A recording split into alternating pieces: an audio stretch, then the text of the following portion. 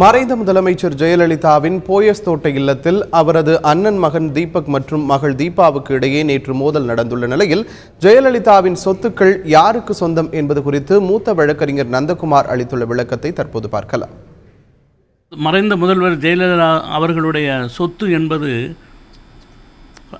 ராதாகிருஷ்ணன் நகரில் வேட்பாளராக நிற்கும் பொழுது அவர் ஒரு பிரமாண பத்திரம் தாக்கல் செய்துள்ளார். அந்த சொத்துக்கள் அனைத்தும் இந்த முதல்வர் அவர்களுக்கு பாத்தியப்பட்டது. அந்த சொத்துக்களில் அவர் இறந்ததற்கு பின் வாரிசுதாரர்கள் என்று இன்று வரை அடையாளம் தெரிந்தவர்கள் மறைந்த முதல்வர் ஜெயலலிதா அவர்களின் அண்ணன் ஜெயக்குமார் அவருடைய மகள் தீபாவும் மகன் தீபக்கும் தான். இந்த சொத்துக்களில் போயஸ் கார்டன் ஒன்றும் அடங்கும். முக்கியம் போயஸ் கார்டன் ஒன்றும் அடங்கும். சொத்து போயஸ் கார்டன்.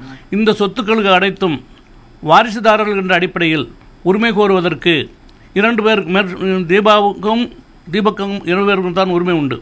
மறைந்த முதல்வர் ஜெயலலிதா உயிருடன் இருந்த காலத்தில் அவருடன் இருந்தவர்களோ கூட வசித்தவர்களோ அனைவருக்கும் உரிமையை இழந்து விடுகிறார். அவர்களுக்கு எந்த ஒரு உரிமையும் கிடையாது. முதல்வர் இறந்ததற்கு பின் மறைந்த முதல்வர் ஜெயலலிதா இறந்ததற்கு பின் அங்கு தங்கியிருப்பவர்கள் யாராக இருந்தாலும் அவர்கள் அத்துமீறி தங்கியிருப்பதாகவோ ஆக்கிரமிப்பாளர்களாக தான் சட்டத்தில் கருத வேண்டும்.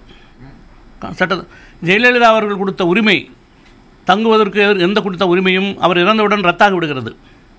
இன்று திடீர் என்று ஒரு உயில் என்று சொன்னால் அது பதிவு செய்யப்படாத உயிலாக இருந்தால் செல்லுபடி ஆகும் என்றால் சந்தேகத்துக்குரிய கேள்வி. பதிவு செய்ததாக இருந்தால் யார் வேணாலும் அதை எடுத்துக்கொள்ளலாம்.